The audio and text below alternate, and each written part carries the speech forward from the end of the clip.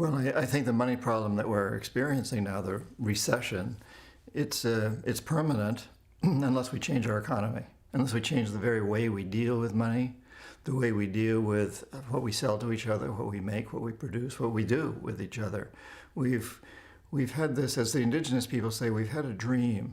And the dream, when you have a dream and you give it enough energy, it materializes. The dream we've had has been of extreme materialism and war.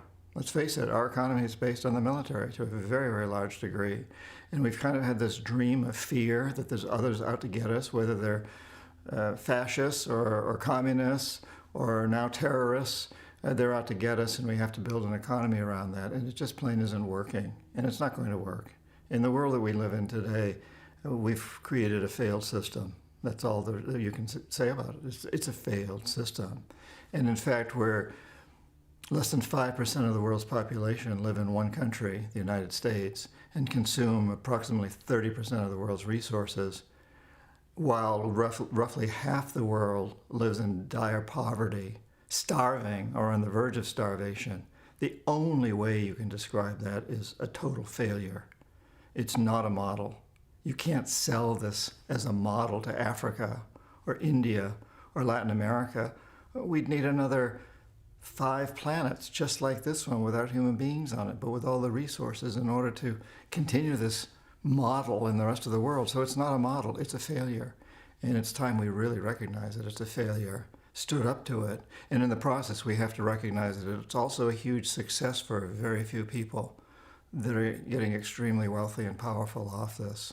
They want it to perpetuate, but we're going to have to put an end to it if we want to survive as a species. I think the future of the human species revolves around what we do in the next years. To say capitalism is evil, I think, is naive, because capitalism can take many forms. It really isn't even a good definition of capitalism. I mean, you could conceive as capital as being creativity. That is a form of capital. So it's a strange word. But the fact of the matter is we've had an economic system that we call capitalism for roughly 400 years, and it's taken many different forms. It's a chameleon. Some of them have been relatively successful, others have not. The form we have today, which really started in the 70s when I was an economic hitman and took off big time in 1980 when Ronald Reagan embraced it and embraced Milton Friedman, the theories that Milton Friedman espoused, and Margaret Thatcher embraced them, and so did Odson of Iceland and many other world leaders. This form of capitalism we've had since that time is what I call predatory. And I think it's a mutant virus. It's spreading like wildfire across the world. But it's dangerous, it's unstable, it's unsustainable. It's brought us to this recession, and it's never going to get us out of this recession. It's going to get us deeper and deeper into trouble. It's exploitative, it's selfish, it's greedy, it's extremely materialistic, and it just plain isn't working. It's very predatory. And so what do we do to change it? And people sometimes criticize me because I don't advocate overthrowing capitalism. But again, I'm not even sure what capitalism is. And I suspect that in my lifetime, we're not going to overthrow the current system that's based so strongly on big corporations. I want to see change in my lifetime. I'm 65. I have a 3-year-old grandson. I think I have a fighting chance of making significant changes in the attitudes of corporations, of getting us away from that type of capitalism that was espoused by Milton Friedman, which basically has 3 tenets, turning those tenets around and bringing us into a form of economics, call it capitalism, call it Sufism, call it, whatever you want to call it Googleism. It doesn't matter what you call it, but bringing it into a form of economics that is compassionate, that says that corporations ought to serve the public interest. And actually, if you look at history, you see that for the first 100 years of the U.S., no corporation was granted a charter unless it proved that it was going to serve the public interest. Charters lasted on average 10 years, and then a corporation had to go back and prove that it had served the public interest and that it would continue to do so in order to get another charter. I don't see anything wrong with that. I think that's a form of capitalism that I could live with, where we see corporations as serving a public interest, in addition to making a decent rate of return for investors. Let's face it, under capitalism, capital has to get a return on its investment in order to continue. But it doesn't have to be an outrageous return on investment. And it doesn't have to be based on the premise that Milton Friedman defined, that the only business of business is to maximize profits regardless of social and environmental costs. We can turn that around and say, listen, businesses can make profits, investors can get a return on their investment, but only within the context of creating a sustainable, just, and peaceful world. Let's set some guidelines around this idea of what it is to run a business or to make profits. We economic hitmen created this debacle that we're in today. We were the proponents of what I call predatory capitalism at this point. And I think it's fair to say that we've created the world's first truly global empire, and an empire that for the first time in history hasn't been established primarily through the military. It's been established through economics and economic hitmen. And we work many different ways, but the most generic, the most common approach is to identify a country that has resources our corporations covet, like oil, and then arrange a huge loan to that country from the World Bank or one of its sisters. However, that money doesn't go to the country. Instead, it goes to our own corporations to build big infrastructure projects in that country. Things like power plants and industrial parks and highways that benefit a few very wealthy and powerful families in that country, as well as our own corporations, who are the primary beneficiaries. But these projects don't help the majority of the people. They can't afford electricity. Industrial parks don't hire many people. Most of the people can't afford cars to drive on the highways. And yet they're left holding a huge debt. And the debt payment, servicing that debt, takes everything out of the economy. So there's nothing left to put into health services or education or other social services. And at some point, we economic hitmen go back and we say, listen, you can't pay your debts, so give us a pound of flesh. Sell your oil very cheap to our oil companies without any environmental restrictions, or allow us to build a military base on your soil, or support us in the next critical United Nations vote with us. And in that way, we've really managed to create an empire. It's a subtle empire. For the most part, we don't have military forces occupying these countries, although they are present in most of the countries. But we've done it through economics, and yet the military is always there to back up the economic hitmen if we fail. But before the military steps in, on the few occasions when economic hitmen fail, and I talk in my books about how I failed with the democratically elected president of Ecuador, Jaime Roldos, and Omar Torrijos of Panama, I couldn't corrupt them. I couldn't bring them around. I couldn't get them to accept these horrible conditions for their country, to bankrupt their countries. And at times like that, the jackals step in. These are people who either overthrow governments or assassinate their leaders. Both Roldos of Ecuador and Torrijos of Panama were assassinated by the jackals because I couldn't bring them around, nor could other economic hitmen. They simply wouldn't be corrupted. They wouldn't be brought into the system. And in the few instances where the jackals fail, which is what happened with Saddam Hussein, it's what's happened with the Taliban and Osama bin Laden, when the economic hitmen and the jackals both fail, then we send in the military as the last resort, which of course is what we did in Iraq and are doing today in Afghanistan. It's all behind a veil.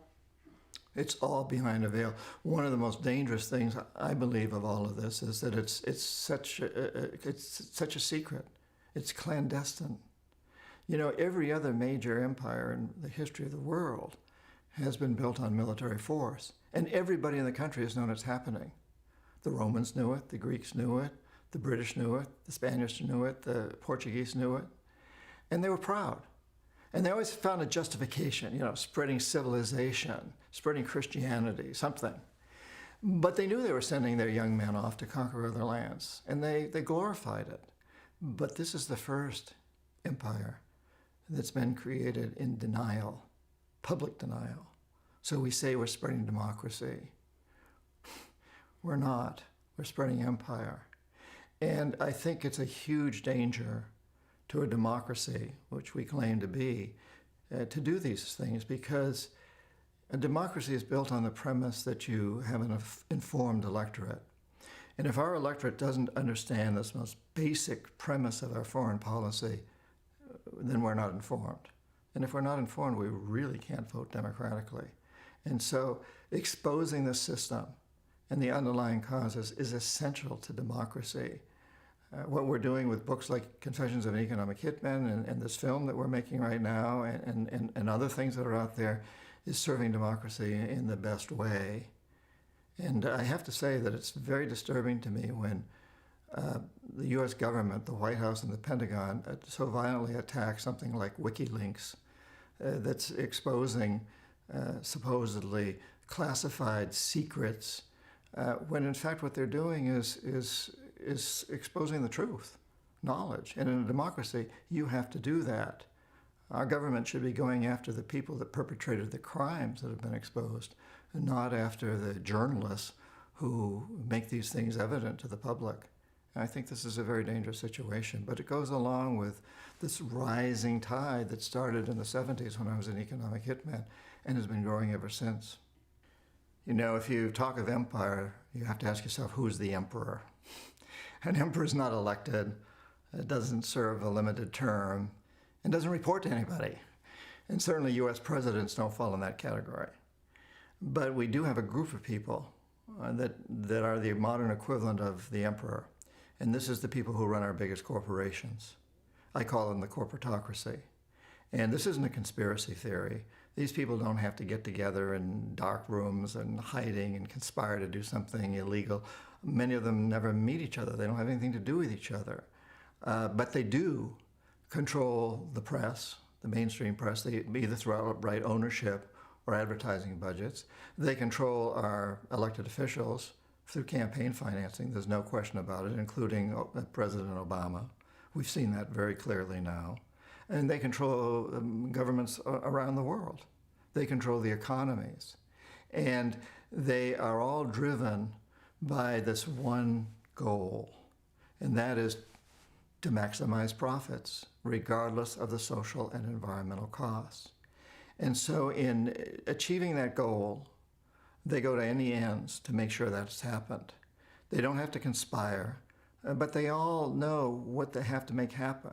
So you can have companies like Nike and Reebok competing for your dollar in the marketplace, or Exxon and BP competing for your dollar at the pump. But when it comes to a united front, in order to make sure that the right laws are legislated that protect their interest, they all come together. The Nikes and the Reeboks and all the petroleum companies, they all come together because, and it's not a conspiracy, but they all know what they have to do in order to keep the rules and regulations in place that will allow them to maximize profits regardless of social and environmental costs. They are the modern equivalent of an emperor. And they're global, there's no question. You know, in most of my lifetime, you could look at the planet as this globe with roughly 200 countries, of which a few had a lot of power. The United Kingdom, the Soviet Union, the United States at different times. But today, you might better envision this world as a globe with roughly 200 countries and huge clouds drifting around it. These are the big corporations. They know no national borders. They don't follow any specific sets of laws. They strike partnerships with the Chinese and the Tibetans and the Taiwanese, with the Israelis and the Palestinians, with anyone who has resources or markets they covet. They are the modern equivalent of the emperor, and they're very, very global. This is something extremely new in history. We're at a time that's similar to when when city-states became nations. Except today, the nations have lost their relevance from a geopolitical standpoint. It's the big corporations. And in fact, the big corporations pretty much call the shots for the CIA and the US military. Whenever they're in trouble, those forces go in to protect their interests. Well, what goes around comes around. And, you know, when I was an economic hitman back in the 70s, the whole focus was on garnering all the resources from other countries, primarily third world countries, and bringing them to our own corporations. But the very techniques that we used there were extremely efficient and effective. And so it was just a matter of time before they were to be employed here in the United States against our own people. And that's what's happened now. That's definitely going on. And I think we the people have to take the blame. We were quite willing to sit back and watch this happen around the world. We were very willing to say, hey, I want cheap shirts, even if those are made by slaves in sweatshops in Indonesia. I'll just look the other way.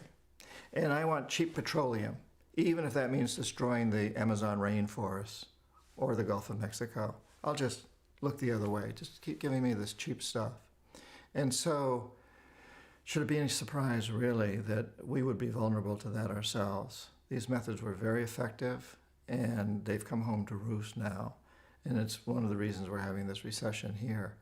We've been exploited, we the people of the United States have been exploited very much as we allowed the corporatocracy to exploit the people of Ecuador, Indonesia, Botswana, Nigeria, or wherever around the world. It's a very unbalanced system where you've got a few extremely wealthy people and the rest of the people are verging on failure, bankruptcy, whatever. It's a technique we perfected in the 70s and 80s. Economic hitmen were very good at this. This is what happened to Venezuela, for example. There's a great example. The largest middle class in South America at one time. And, the economic hitmen went in and said, listen, hey, Venezuela, you got lots of oil under your soil. So we'll use that as collateral and make huge loans to you as a country and to individuals. You individuals who are building industries, the growing wealthy of Venezuela, take out huge loans. And the collateral is the oil under the ground and the economic future of your country. And then the market fell out of the price of oil several times at different times, and things started to fail. And the economic hitmen went back in, the World Bank went back in, the IMF went in and refinanced these loans to make it even more difficult ultimately in the long run. It seemed like a gift at the time, but in the long run it put these countries and individuals in those countries in even more dire positions. But always there's a few individuals who collaborate. And they usually end up running the government. And one of the presidents, a famous president of Venezuela, his name was Perez, was among those who became the wealthiest person in Latin America. And there was a tremendous corruption. And what you saw happen was the country with the largest middle class in Latin America suddenly lost its middle class. It essentially disappeared. There's still a few there. There's merchants and businessmen that are doing fairly well because they cooperate with the system. But really, most of the middle class dropped down into the lower classes. And that's when Hugo Chavez came in and was elected. And I think many people in the United States don't understand the context of how that happened. And suddenly you've got a president who, to begin with, was not extremely vociferous. He got along quite well with President Carter. But then he criticized the way that Bush responded to 9/11 quite severely. And that created a tremendous amount of antagonism. And of course, Chavez is a very outspoken individual. And you have to ask yourself with people like that, even with George Washington, is there a slight aspect of craziness in these people? I mean, think of George Washington, probably the wealthiest man in the United States, put his neck in a noose, would have been hanged if we'd lost the revolution. And he went up against the mightiest empire in the history of the world at that time, the British Empire. Why? I mean, idealistic, yes, but there's something else going on. Extremely courageous, yes. And you could say the same things about a guy like Chavez. He's done something incredibly courageous, and you might almost say foolhardy and crazy in a way. He's gone up against the largest, most powerful empire in the history of the world. It happens to be sitting in his backyard. But he's also changed history and started a revolution that's spreading around Latin America. Now, since him, 9 other countries have elected presidents that are standing up pretty strongly to the corporatocracy. But until he came along, what we did in Venezuela as economic hitmen was very successful, putting people into dire debt, deep debt, that they ultimately couldn't get out of. And then we owned them. And we created this lower class. We turned the middle class into the lower class. And when you do that, when you have desperate people who are losing their mortgages and losing their businesses or losing their jobs, you've got a great resource to exploit if you want to exploit it. So then we said, well, if it worked in all these other countries, why not the United States? And you know, the classic example is the bankers going out to people and saying, listen, you can afford a $500,000 home, even if it was pretty obvious they could only afford a $300,000 home. And they would say, so take out a bigger mortgage than you think you can afford, tighten your belt a little bit for a year or two, but you're going to see that that $500,000 house is going to be worth $1 million in 5 years. So you're building equity, and we'll give you that loan. And then the market crashed. The $500,000 home is now worth $200,000. The people are still trying to pay their mortgage on a $500,000 house. They can't get out from under it. And those are the kind of people that are not going to go out in the streets and demonstrate. Those are the kind of people that are probably going to send their sons to Iraq, Afghanistan, or the sons are just going to voluntarily go and fall in behind the system. They're captives of the system. They're going to tread very, very carefully. And at the same time, you feed them a very strong story of rhetoric about what a great country this is and how we're being terribly threatened by terrorism around the world.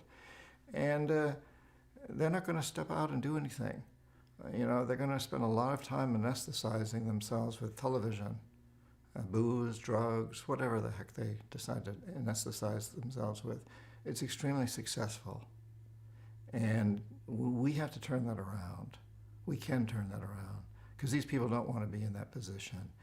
And it's going to take some doing to turn them around, but we can do it, you know. We'll go back into history once again and see how a guy like Tom Paine with his book Common Sense turned people around. And a lot of those people were in the same position. They were struggling farmers, frontiersmen.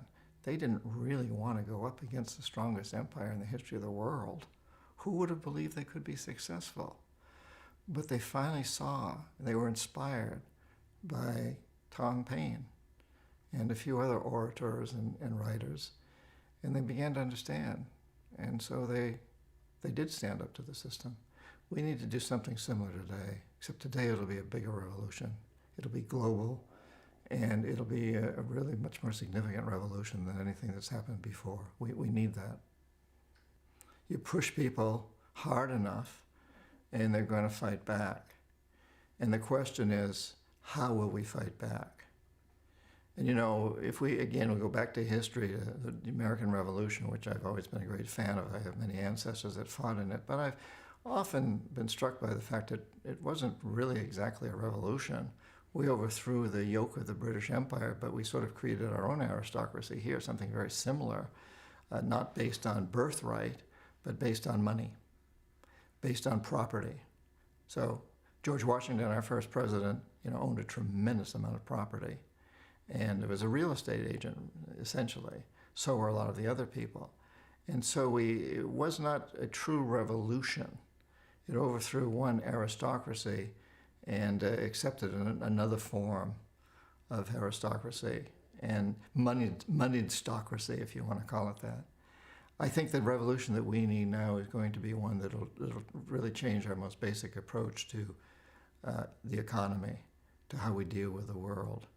We need to understand that we are a very fragile species living on a very tiny planet. And that for the first time in history, every human being on this planet is incredibly interconnected. We're all very dependent on each other. And we're very quickly destroying an amazingly beautiful, resource-rich planet. We're in the process of destroying it. And by doing so, we're in the process of destroying ourselves. I don't think there can be any question that we're headed down the path of extinction, and we can change it. We must change it. And I think once we realize, once enough of us, and it only takes a critical mass, it doesn't take every human being on this planet, but some critical mass of us understands that we're doing this, we're going to turn it around. And the prophecies from many, many indigenous cultures around the world tell us that this is the time of opportunity for very significant transformation, a transformation of consciousness. I think we're really marching into that period right now. And of course, it remains to be seen whether enough of us will really understand it and rise to higher levels of consciousness or not. But I do believe that our survival as a species depends on us understanding this, accepting the responsibility, and changing things significantly. Well, we are a paper economy. It's like that's what we produce, a lot of paper. Our lawyers and our investment bankers produce derivatives and mortgages and all kinds of paper swaps that don't really create anything that's helpful to people or animals or plants or the world in general. We've essentially stopped producing things in the United States. Paper economy. And now the other side of that is the military aspect, and we're a hugely militarized economy. Of course, a lot of that equipment we don't produce either. It's produced in other countries, but it runs through us, and the financing goes through us. So I think in this last budget, something like 25% of the budget was devoted directly to the military, but that didn't include Iraq or Afghanistan. Interestingly, those are side items. They're not included in the national budget. They're to the side.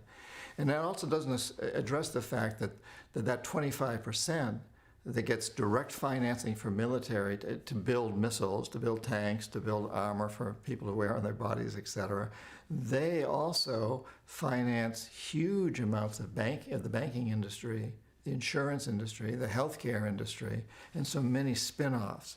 So when you say that we invest 25% of our national budget into the military, not including Iraq and Afghanistan, you also then have to add in probably another equal amount, or maybe 2 or 3 times that amount, as spin-offs to industries that support those that are getting direct military investments. So we're a military budget and we're a paper economy. Those two things combined, which means that we're living a very destructive lifestyle, one that's based on killing people and destroying resources, because wars destroy resources. And we're also doing this through paper in our own country, the United States, rather than through building factories. So in World War II, when we made military equipment, we built it ourselves. We put a lot of people to work. That boosted the economy. We also were at a time of tremendous innovation. So out of World War II, you got television. You got new forms of radio and communications. Ultimately, you got the computer. You got penicillin. You got a tremendous amount of medicines, frozen foods, and all kinds of other technologies and modern inventions came out of World War II. That's not happening in this war on terrorism, as we like to call it. We're not producing things that are going to help the general economy. In fact, we're not producing hardly any of that in the United States. So we're getting a triple or quadruple whammy here by the way we're conducting the economy. And so we need to move into a new form of economy. We need to move into something that really looks at how can we produce things that will help the world, that will help human beings, plants, animals, that will help us to survive as a species. We talk a lot about alternative energy, sustainable energy, solar, wind. That's all very important, very good. But there's so many other things we can do too. I was recently in Nicaragua with a group of philanthropic investors, people who'd made a lot of money in the United States. And they were looking at how they could invest some of that money without necessarily ever getting it back, philanthropically invested to help poor campesinos in Nicaragua create organic farming and sell it to companies like Whole Foods, which was part of this whole process. But as we traveled around Nicaragua, we discovered that a great deal of the agricultural land there had been destroyed by Chiquita, Dole, Kraft, Cargill, the big agribusinesses from the United States, can't be farmed organically. And we also discovered that the water, Nicaragua has amazing water resources, 2 huge lakes you can't see across, but terribly polluted. A lot of it as a result of our own industrial activities there and military activities. And it occurred to me, what if we took a percentage of our military budget and hired the same companies that are currently making missiles and tanks and other weapons of destruction, the Raytheons, and General Motors, and General Dynamics, General Electric, all the other generals out there. What if we paid them to instead come up with technologies that would clean up the polluted lands of Nicaragua and every other country on the planet? They're all polluted. And the polluted waters, and the polluted air. And not just the big companies, let's also put a lot of that money into encouraging small businesses and entrepreneurs. And what if we took another percentage of our military budget and encouraged the brilliant minds at places like Monsanto and Cargill and Chiquita to come up with ways for starving people of Africa to grow food more efficiently and have effective local storage and distribution systems, and again also hire entrepreneurs and create small businesses to do that. We can create a whole new economy for the world. We don't have to put people out of work. We can create an economy with, right now, with the problems that we've got, solving those problems. And I was also struck in Nicaragua, which is in a part of the world where there's been revolutionary activities. The current president of Nicaragua was a revolutionary, Danny Ortega, against U.S. forces, amongst other things. And it struck me that by doing something like that is the real way to also have true homeland security.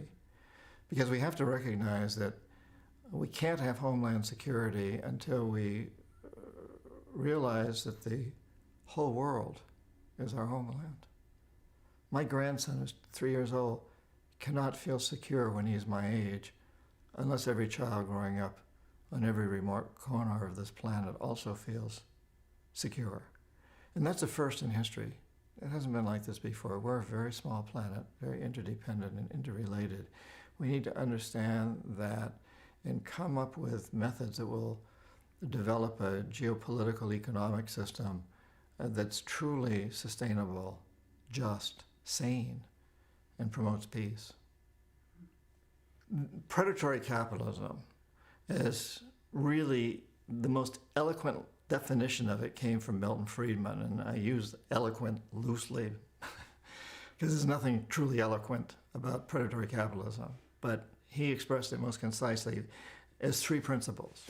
One is that the only goal of business, the only responsibility of business is to maximize profits, regardless of social and environmental costs. Two, businesses shouldn't be regulated, or regulation should be minimized because regulations get in the way of making profits. And three, everything should be run by private business. Privatize the schools, the jails, the military. Today, we just recently heard from President Obama that we're moving in Afghanistan from U.S. government forces to private contractors in a big, big way. And those three tenets, maximize profits, no regulations, privatize everything, have led us to an extremely unfair, unbalanced, dangerous, insane world. A failure for everybody except the very few people who happen to sit at the top of the pyramid. So we need to change that.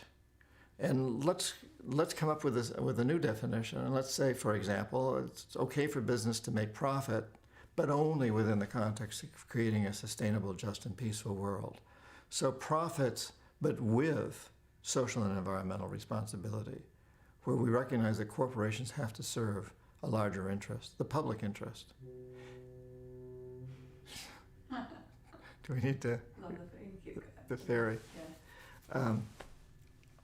So let's create a new ideal where we say it's okay for business to make profits, but only within the context of creating a sustainable, just, and peaceful world. Profits, but with social and environmental responsibility. And let's face it, we have to regulate businesses. I mean, this idea that businesses don't need regulation is a farce. Human beings need to be watched to a certain degree. You can't just, we all realize that if you walk out on the street where there's pickpockets and kleptomaniacs, you're going to lose your wallet unless there's some laws against this and some regulations against it. Why should we think that CEOs are beyond that? They're not. We've discovered that at Enron and many other places. So we have to have some regulations around this. It's setting guidelines for the playing field.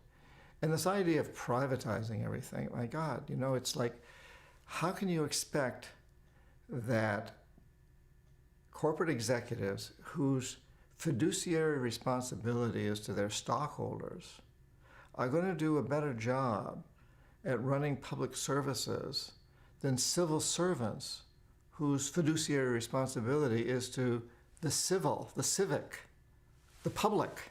That's who they're sworn to take care of. Now, civil servants aren't always the most efficient people in the world, but that doesn't mean we get rid of them and replace them with corporate executives. We give them better incentives to do a better job, and we watch them more closely. I mean, there's ways to make our civil servants more effective, but not to throw them out.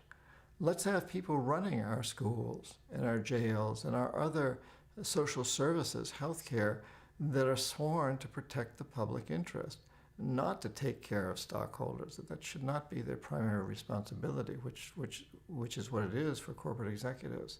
So this idea of privatizing all of these sectors is crazy. It's ludicrous. And I'm all for private business within certain contexts, but not having it buy out the government services, which is what, as an economic hitman, I was getting countries to do around the world, getting them into this position where they owed a lot of money. And we said, well, we'll forgive some of your debt if you'll sell your water system to Bechtel. We'll forgive more of your debt if you sell your school system to so-and-so. We'll forgive even more of your debt if you sell your state-owned oil company to Exxon, and so on and so forth. It was a subterfuge. It was blackmail and extortion. And now since then, have been doing that here in the United States also. It's time to put an end to that. It's interesting. I've lived in cultures that don't have money. It's all barter. I've lived deep in the Amazon with people there when I was a Peace Corps volunteer in the late 60s. It was all barter. There was no money. And that's a fairly awkward system. Can be extremely awkward. So when you introduce a little money instead as a way of trading things, so, I've got papayas and I trade my papayas for your chickens, but what I really want is that guy's bananas over there. But now I got to take your chicken, and now I got to go over and give him the chicken because that's what he wants. So when you bring money into it, you fall out of that loop. So money becomes an easier way of socializing. It becomes an easier way of trading when it's used that way. But unfortunately, through literature, through all kinds of devices, we've come to accept money as the goal, not as a vehicle to make trading easier, but as the goal. Accumulate it, put it in banks, put it in stock, have huge amounts of it, let it keep building and building upon itself. Let me be able to say, when I was a kid, if somebody could say he was a millionaire, that was amazing. Now it's almost meaningless. It's like you got to be a billionaire or more. And it's become this goal in and of itself. There's a sickness there. It's an addiction, and it's crazy. And it also means that it drives people to do everything they possibly can to exploit everybody else just to get more money. It has also encouraged sociopaths. I think it's created sociopaths, people that wouldn't have been sociopaths otherwise have this happen in the same way that people that wouldn't have become criminals when they become addicted to crack or some other drug, they become criminals because they have to feed their habit. And so people are trying to feed this habit of getting more and more wealthy, and they'll do anything to make it happen. It's a sickness, and we need to turn that around. Put value in things other than money. Just to look at money and say, it's dirty. It's just paper, and most of it is literally dirty by the time it gets passed around. Let's put the value where it really belongs. And we're seeing some remarkable changes occur. Once again, we go to Latin America, go to Ecuador, where the president there, Rafael Correa, serving his second term now, He has a PhD in economics from the University of Illinois. He understands economics. He understands the corporatocracy, and he's standing up to the corporatocracy. He's saying, you know, you're not going to get away with exploiting my people anymore. Fair share of the profits from our oil and other resources has to go to our people, and you've got to protect our rainforests and our other fragile environments. And he pushed through a new constitution in Ecuador, which is the first constitution in the history of mankind that gives inalienable rights to nature. Amazing.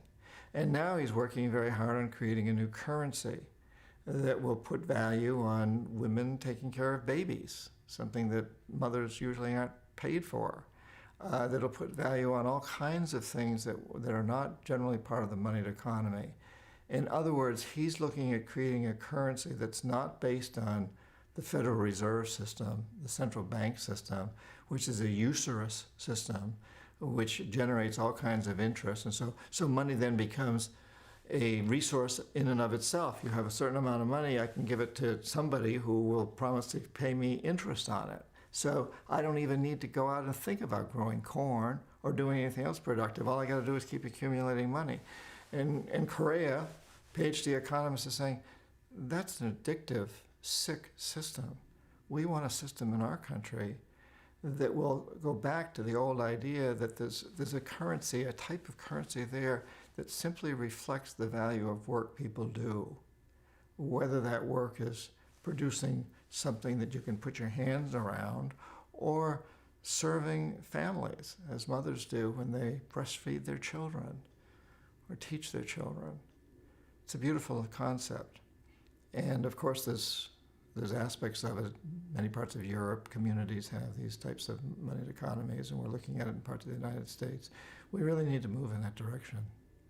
You know, as an economic hitman, I never made a lot of money at all. I worked for a corporation. I did pretty well, but I had incredible expense accounts. And I'd grown up the son of prep school teachers in New Hampshire at a boys' private school. We never had much money. My dad didn't get paid hardly anything. He had free housing, free food. Everything was taken care of, so we lived pretty decent lives. But I remember as a kid on a hot summer day trying to get my dad to buy me an ice cream cone, and I was allowed one a week. He didn't have cash. And here I was raised with all these very wealthy young men who went to the school. And when I went to that school, I found myself becoming extremely envious of them. I would be stuck at Christmas vacation, for example, in the snowbound New Hampshire, all alone on this campus, empty campus. Day after day, I shot baskets in the school gym by myself because I had a key to the gym. My dad did. And at the end of the vacation, these guys, it was all boys, would come back from Buenos Aires and Paris and New York, wherever they happened to have gone, talking about these amazing orgies and parties they had participated in, all these things that they had done. It was really tough. I had to get a full scholarship to school. I was aware that I had to get really good grades. I was captain of a couple of sports and so on and so forth, editor of the newspaper, constantly struggling. But I had this desire always to do the things that I heard these other guys had done, go to these exotic places. And so I went in the Peace Corps, and while I was in the Peace Corps, I was recruited to go to work for this company as an economist, and I became chief economist and the head economic hitman. And I was able to travel around the world flying first class, staying in the best hotels, eating in the fanciest restaurants wherever I went, wining and dining with presidents and beautiful women, all the things that I had coveted. And later it became very clear to me that when I went through this test, when I was still in business school, before I went in the Peace Corps, I had been recruited by the National Security Agency. They put me through a series of tests, personality tests, including an almost all day lie detector test. And they discovered that I would make a good economic hitman, and that I had these hooks, which I think are the three big drugs of our culture. I wanted power, money, sex, and money was the least important. I wanted the power and the sex, which money can buy or you can get it other ways. And then When I started working for Charles D. Main, I was trained by this woman who I talk about in my books. His name was Claudine, who knew everything about me, knew about all these hooks, was extremely clever, extremely seductive, and gave me, and promised to give me all of this: sex, money, power. And it brought me in. At the same time, what I was doing was what you were taught to do in business school. And I didn't do anything illegal. The jackals were doing illegal stuff, but I wasn't part of that. I was arranging for large loans to poor developing countries to build infrastructure projects. And all the business school models say that's what you need to do to grow an economy. And in fact, statistically, you can show that it works. If you make a huge loan to a country like Ecuador, and they build big hydroelectric projects and transmission and distribution lines, you see an increase in gross national product. You do. And so the statistics supported what I was doing. But over time, perhaps because I'd been in the Peace Corps for 3 years and seen the people on the other side, I began to really understand that it was, again, a subterfuge, that economic growth in these countries only benefited a few wealthy families, that the majority of the people were living outside the economy. They weren't on the records. They were living with barter, or they were shopping in local markets, maybe using currency, but it never made the records because it was these local markets. So they weren't part of that progress. In fact, they were getting poorer. The rich were getting richer off these projects, the poor were getting poorer, and the middle class was slowly dissolving into the poor class. And over a period of 10 years, I saw this. I was an economic hitman for 10 years. And by the end of it, it became very, very clear to me that the system we were perpetrating was a lousy, terrible system, not at all what it was built up to be. And I saw this long before I got out, probably midway through, but I was living a very good life. I was traveling to these exotic places, Indonesia, Iran, Egypt, all over South America, all over the world, and living a very comfortable, good life. Not making a huge salary by any means, but living a very, very comfortable life, living the dream that I had had since I was young. And so I kept going at it. And I think, like so many people, the system allowed me to justify doing the wrong thing. I run into executives at places like BP, Nike, Monsanto, that are very much like I used to be. They're living really good lives, and they're justifying it by saying, well, we're making things better. We're here. Ultimately, we're going to win. We're going to do a good job. We're making a better world. But really, they know they're not. However, it's very easy to justify it. Our colleges tell us it's the right way. We have tons of HR people, psychologists, psychiatrists, all kinds of people saying, yeah, this is the right way, you know. Nike may be having some labor problems in Indonesia, and maybe our working conditions aren't the best, but hang in there. We're going to make it better. You're going to be part of that. And they buy into it. I bought into it. And then I saw the light. And for me, it had been building up, but there was one particular moment when I was on vacation, sailing in the Caribbean. And I had my sailboat anchored off St. John Island in the Virgin Islands. I rowed the dinghy into shore, and I climbed up this hill to the ruins of an old sugarcane plantation. Not Ancon, I'm sorry. Anyway, I climbed up this hill to the ruins of this old sugarcane plantation, and was sitting up there, the sun setting, and I'm surrounded by bougainvillea growing on these old stones, the crumbling stones of this plantation. It was very idyllic. It was beautiful. And then suddenly I realized that this plantation had been built on the bones of thousands of slaves. And then I thought, my God, the whole hemisphere has been built on the bones of millions of slaves. And at that point, I had to admit to myself that I too was a slaver, that what I was doing around the world was putting people into slavery. I wasn't dragging them out of jungles and putting them in irons and carrying them across the ocean in the hulls of ships, but I was putting them in a new kind of slavery, an economic slavery that in many respects is just about as bad, different. And at that point, I made the decision that I would never do it again, that I'd get out. And I went back to my headquarters a couple of days later and quit. Cultural self-deception, yeah, absolutely. And this driving force of money or what it can buy. And in my case, I was making decent money, and there was the prospect that I was going to make a lot more. It was being held out to me that by the time I was 40, I would be a millionaire because I was an owner of the company. It was like a partnership, a closely held corporation. About 5% of us, in a company of 2,000 consultants, about 5% of us were the owners, and I became an owner. And the promise was held out that by the time I was 40, I would be a millionaire, which was a big thing back in the late 70s. $1 million was worth a lot more than it is today. And that was a driving force, even though I wasn't making a huge salary. But I was living that life. You were enjoying the things that money can buy. Yeah, I mean, I didn't have to make the money because I had a huge expense account, which in many respects is better than making the money because you don't pay taxes on an expense account. So if you get $100,000 in an expense account, that's worth like $140,000 in salary because you don't have to pay taxes on it. So yeah, I was living this life that was based on material wealth and status and all the things that money can buy. Well, we are the change, and we must be the change. It's not going to come from a president. We've seen that very obviously. I think we have to understand that presidents are extremely vulnerable.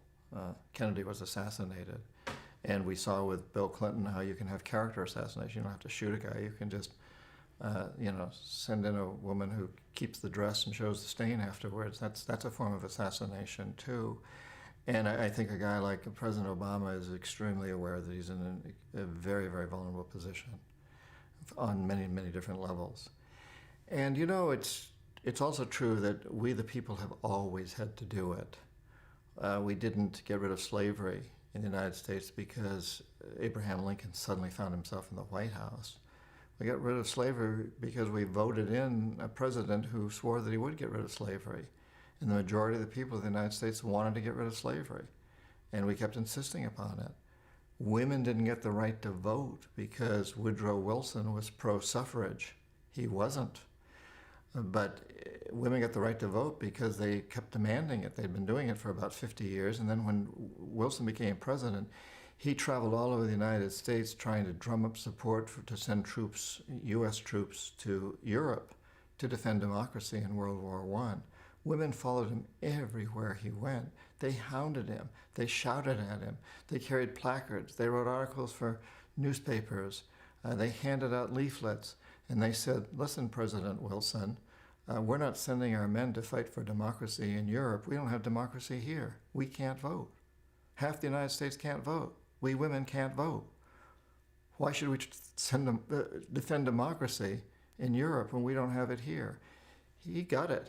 They said, give us the right to vote and we'll support sending troops. He did. And troops did go to World War I. We've seen this time and time again. We the people took up against Vietnam. We the people made the civil rights movement happen.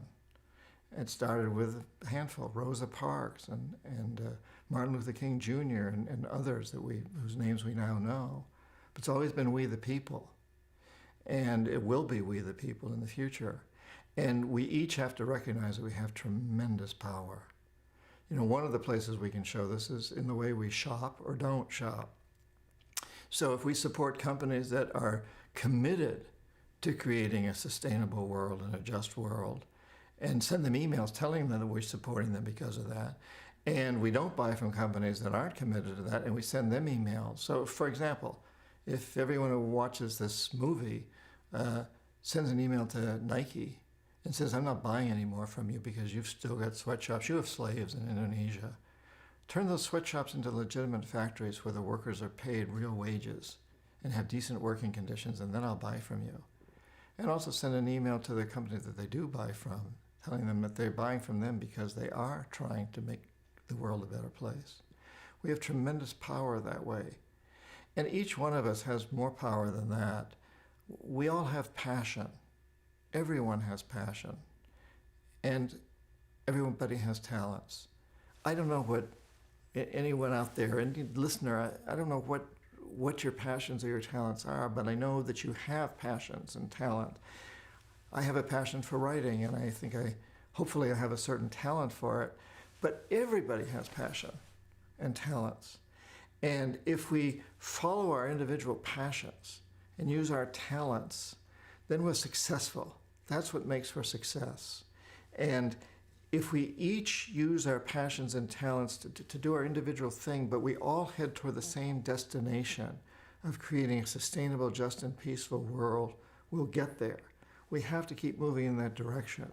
So if a person's a carpenter, use their carpentry skills, their passion for carpentry and their talents for that to create things that are more sustainable, to build houses, for example, that are sustainable houses, that are well insulated and use solar energy and wind power, whatever's appropriate in the location. If I'm a writer, I'd like to write about these things. Filmmakers make films about these things, but whatever you do, direct it toward that always, and toward reining in the corporations, and letting the corporations know that they only exist because we allow them to exist.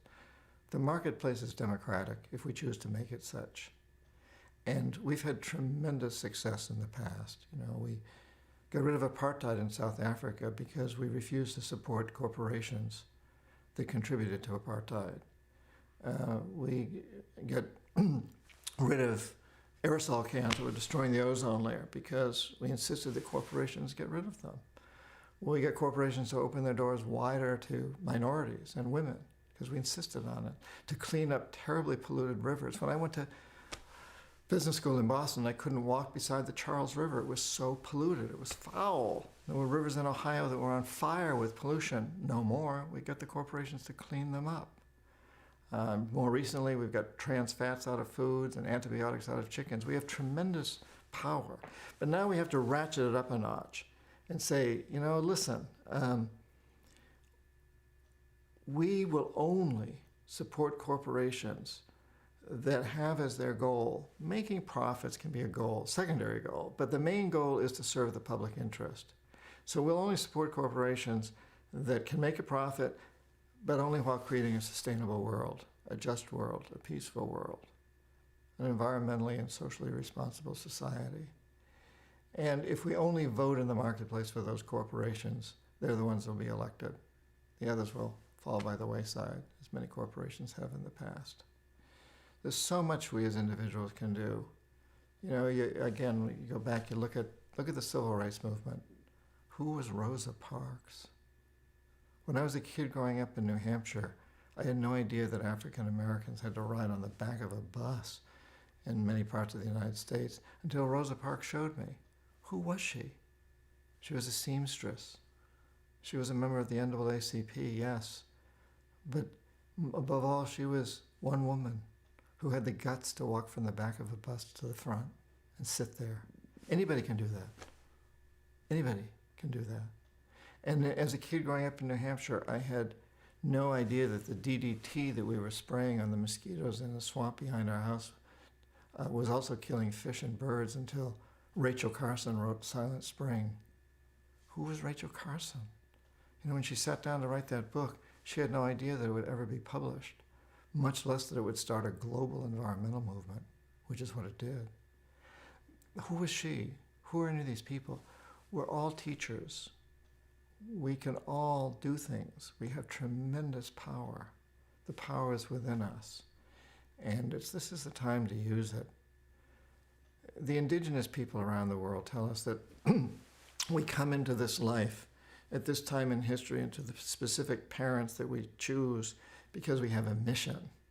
And in our culture, we tend not to look at missions. We look at goals, getting good grades, going to good school, finding a good spouse, having a good kid, encouraging the good kid to get good grades, da-da-da-da-da-da. But indigenous cultures say you got a mission. It's a bigger mission. It's about the community as a whole.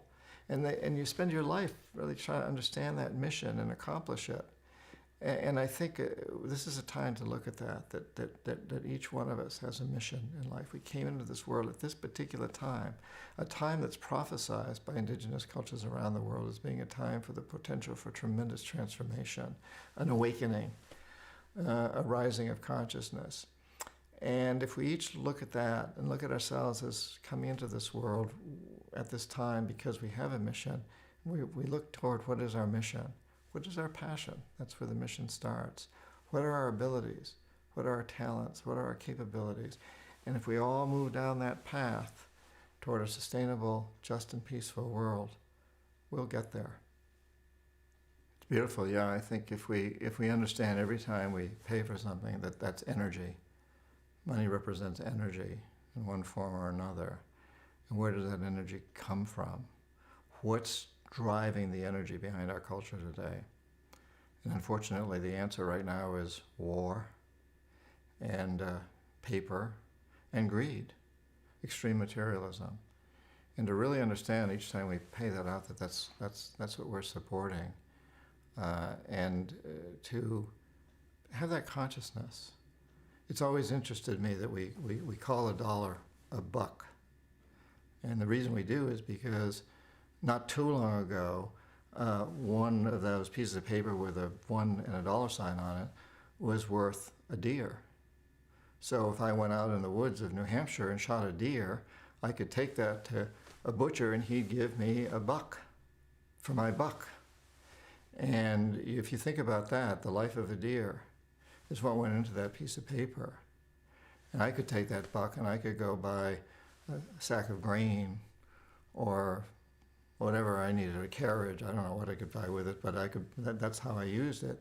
But I would be very aware that I had to kill an animal, a beautiful animal, in order to get that buck. And I think it made me, back in those days, much more conscious of what money was worth or wasn't worth. Today we don't have that association with it, but we ought to. We ought to recognize, if we own a clothing store, that if these clothes that we're selling in that store are made in a sweatshop, that's like killing a deer. That's blood money. If, on the other hand, we buy our clothes from people that are really doing it organically and with a tremendous social consciousness, and there are a lot of people out there making clothes that way now, trying very hard. Again, I don't think anybody's perfect, but they're trying very hard. If we support those people, it's a very different feeling. And the opportunity is here for us to do that. Regardless of what our business or occupation is, we can always make those choices. You know, it doesn't matter what you do or how you do it, but there's always a lot of choices. And if we keep moving in that direction of buying things when we need to buy them and only when we need to buy them, that are created with a social and environmental consciousness, then we'll be headed in the right direction. And we'll be saving the bucks of the world.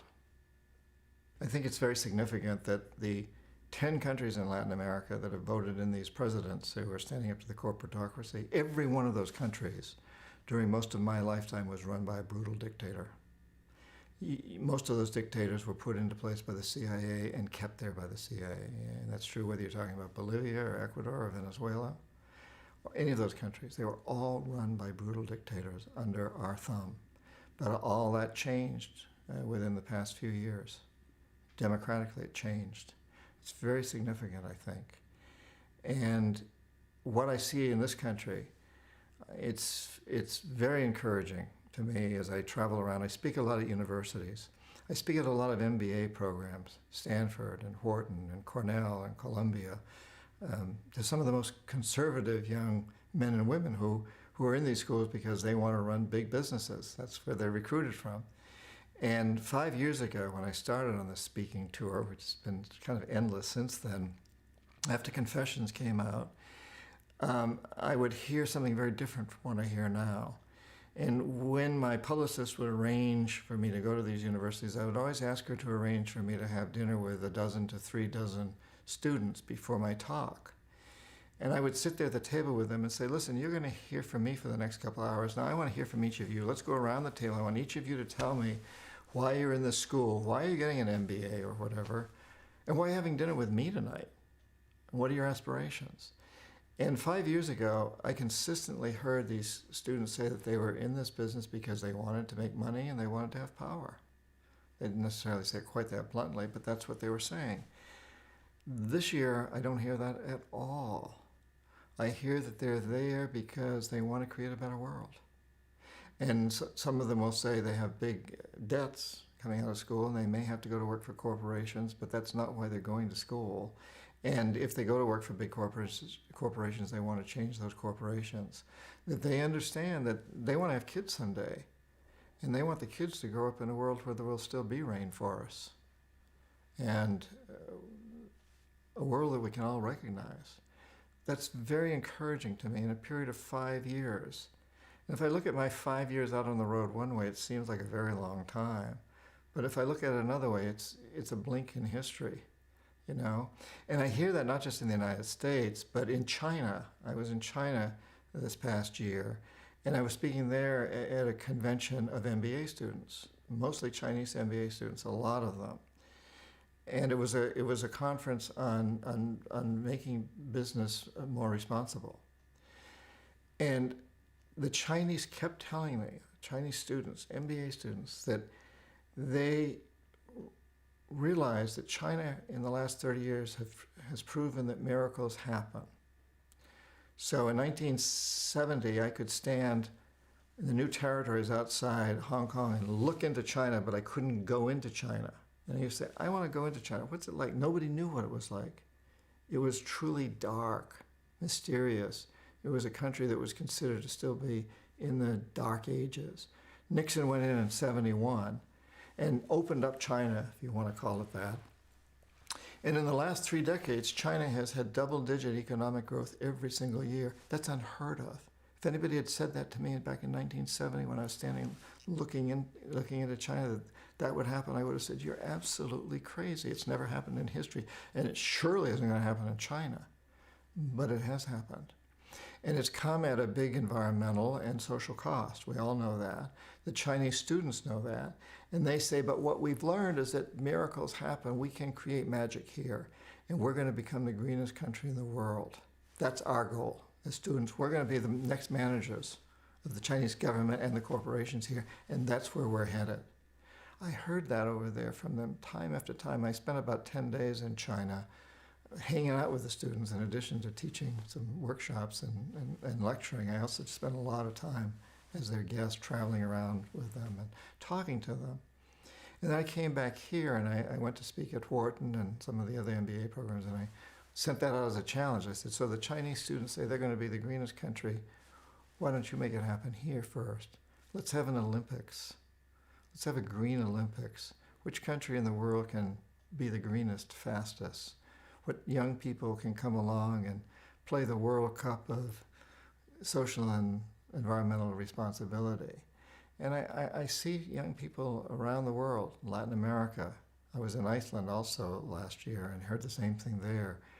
Wherever I go, I hear young people being very, very concerned about where we are today and determined to do something better because they know they're going to have to live with it and their kids are going to have to live with it. So I think that's encouraging, and as an older guy, I take this as a responsibility and a challenge to mentor them and inspire and encourage them to think in those ways and let them know that that is how they'll be happiest. What's prosperity? It isn't the amount of money we have, it's the way we prosper. And how do we prosper? We prosper through having good food, organic food, clean water, clean air, a good place to bring up our kids, a good spiritual life. That's prosperity. And that's where we need to head, toward true prosperity.